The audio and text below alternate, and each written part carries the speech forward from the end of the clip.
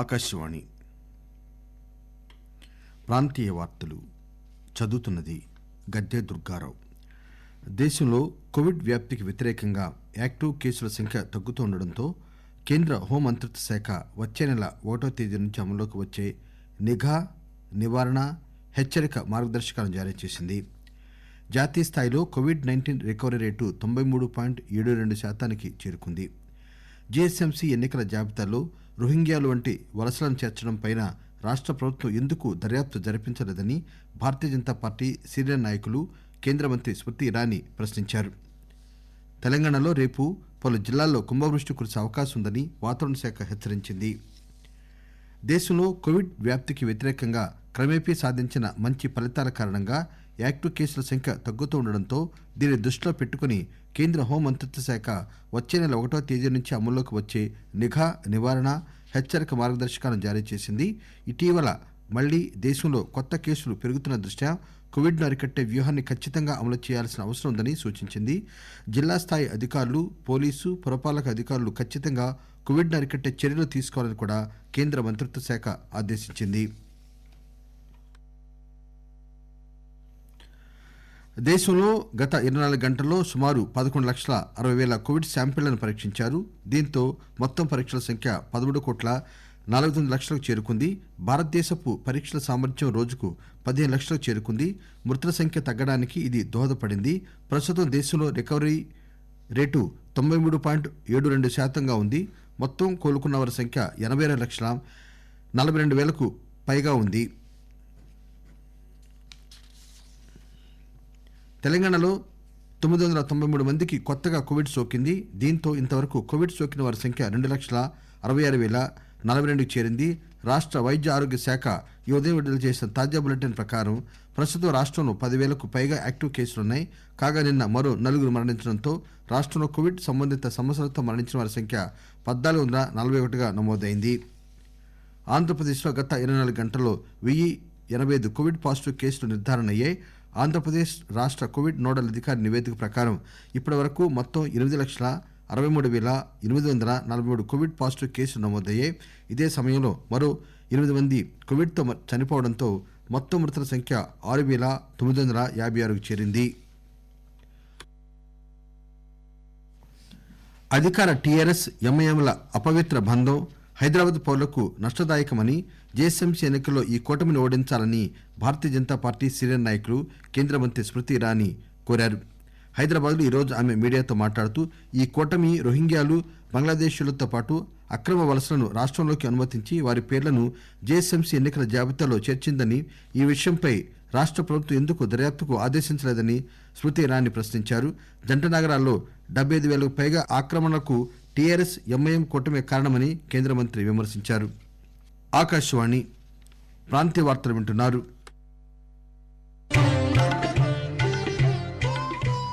కరోనాపై విజయానికి ప్రజల భాగస్వామ్యం కీలకం.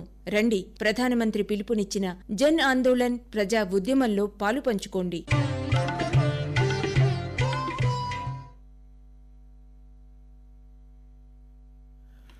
తెలంగాణలో జోగులాంబ, గద్వాల, వనపర్తి, నాగర్ కర్నూల్, మహబూబ్ నగర్, నారాయణపేట జిల్లాల్లో రేపు కుంభవృష్టి కురిసే అవకాశం ఉందని వాతావరణ శాఖ హెచ్చరించింది. అతి భారీ వర్షాలు సంభవించే అవకాశం ఉన్న నల్గొండ, ఖమ్మం, సూర్యాపేట జిల్లాలకు ఆరెంజ్ హెచ్చరిక జారీ చేశారు. హైదరాబాద్, రంగారెడ్డి, వికారాబాద్, మల్కాజ్గిరి, యాదాద్రి, జనగామ జిల్లాలో భారీ వర్షాలు కురిసే అవకాశం ఉందని అధికారులను అప్రమత్తం చేశారు. లాక్డౌన్ అనంతరం సంక్షోభం నుంచి రాష్ట్రం కోలుకుంటోందని, హైదరాబాద్లో అనేక షాపింగ్ మాల్స్, ఇతర వ్యాపార సంస్థలు తెరుచుకోవడంతో రాష్ట్ర ఆర్థిక వ్యవస్థను మెరుగుపరచవలసిన అవసరం ఉందని పురపాలక శాఖ మంత్రి తారక రామారావు అన్నారు. హుషార్ హైదరాబాద్ కార్యక్రమంలో మంత్రి మాట్లాడుతూ పెద్ద నోట్ల రద్దు వల్ల చిన్న, సూక్ష్మ, మధ్యతరహా పరిశ్రమలు బాగా దెబ్బతిన్నాయని ఆయన హుషార్ హైదరాబాద్ కార్యక్రమంలో చెప్పారు. ఆ పైన కోవిడ్ వల్ల విధించిన లాక్డౌన్ మరింత దెబ్బతీసిందని అన్నారు.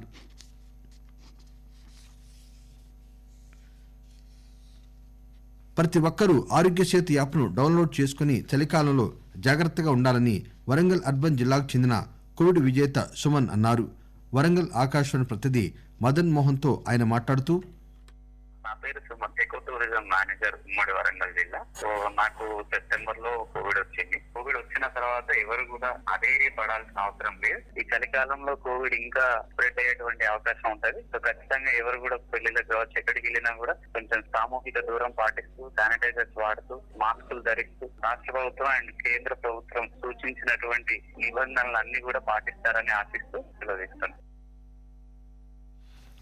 గిరిజనుల సమగ్రాభివృద్ధితో పాటు వారికి మౌలిక వసతుల కల్పనలో కేంద్ర ప్రభుత్వం అమలు చేస్తున్న సంక్షేమ పథకాలు గిరిజన అభివృద్ధికి పెద్దపీట వేస్తున్నాయని వరంగల్ రూరల్ జిల్లాకు చెందిన ప్రశాంత్ నాయక్ ఆకాశవాణితో మాట్లాడుతూ, నా పేరు ప్రశాంత్ నాయక్, వరంగల్ రూరల్ జిల్లా. గిరిజనుల కోసం ప్రత్యేకంగా ఏర్పాటు చేసిన వనబంధు పథకంతో పాటు మహిళలకు, చిన్నారులకు పోషణ లోపం లేకుండా చూడడం, విద్యావంతులైన గిరిజన యువతీ యువకులకు నైపుణ్యతతో కూడిన శిక్షను అందించే పథకాలను ఏర్పాటు చేసి వారికి ఉపాధి, ఉద్యోగ అవకాశాలు కల్పిస్తున్నారు.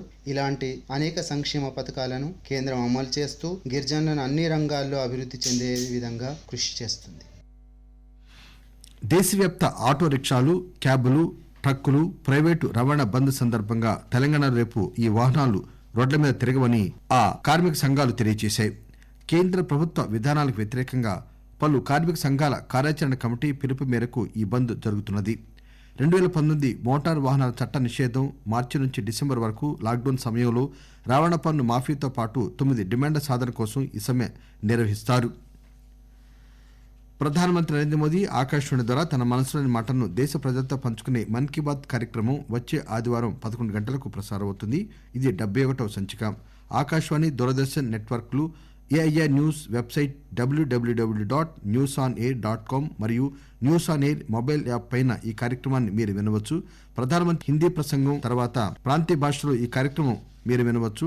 ఈ అనువాదం సాయంత్రం 8 గంటలకు పునఃప్రసారం అవుతుంది. మొక్కలు సంరక్షణకు ప్రాధాన్యతనిచ్చి చర్యలు తీసుకోవాలని నల్గొండ జిల్లా కలెక్టర్ ప్రశాంత్ జీవన్ పాటిల్ అధికారులను ఆదేశించారు. జిల్లాలోని పలు మండలాల్లో వివిధ అభివృద్ధి పనులను ఆయన పరిశీలించారు. దేశంలో అత్యధికంగా గోహత్యలు తెలంగాణలో జరుగుతున్నాయని యుగ తులసి ఫౌండేషన్ చైర్మన్, టీటీడీ బోర్డు సభ్యులు శివకుమార్ అన్నారు. అందుకే గోమాత రక్షణ కోసం ఉద్యమించాల్సిన సమయం ఆసన్నమైందని ఆయన అన్నారు. గోవును జాతీయ ప్రాణిగా ప్రకటించాలని కోరుతూ గో శంకరావం పేరిట దేవాలయాలు తిరుగుతూ ఆలయాల్లో వినతిపత్రం అందజేశారు. రాజ్యాంగ సంస్కృతిని వ్యాప్తి చేసేందుకు ప్రజలు కృషి చేయాలని తెలంగాణ లాసెట్ కన్వీనర్, ఉస్మానియా విశ్వవిద్యాలయం న్యాయశాస్త్ర ఆచార్యులు ప్రొఫెసర్ జీవీ రెడ్డి పిలుపునిచ్చారు. రాజ్యాంగ దినోత్సవం సందర్భంగా ఆయన హైదరాబాద్లో ఈరోజు పిఐబి, ఆర్ఓబి నిర్వహించిన వెబినార్లో మాట్లాడుతూ ఉత్తమ సమాజం, ఉత్తమ పరిపాలన కోసం ప్రజలు ప్రాథమిక విధులు నిర్వర్తించాలని కోరారు. పిఐబి, ఆర్ఓబి సీనియర్ అధికారులు ఈ వెబినార్లో పాల్గొన్నారు.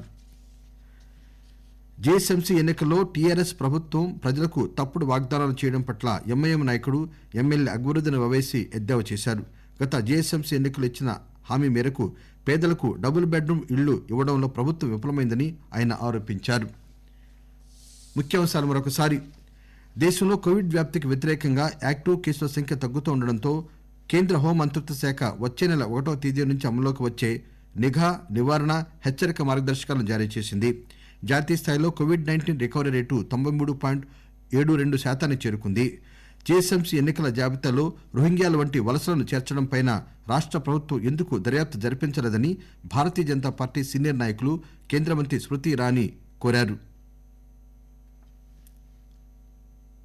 ఆకాశవాణి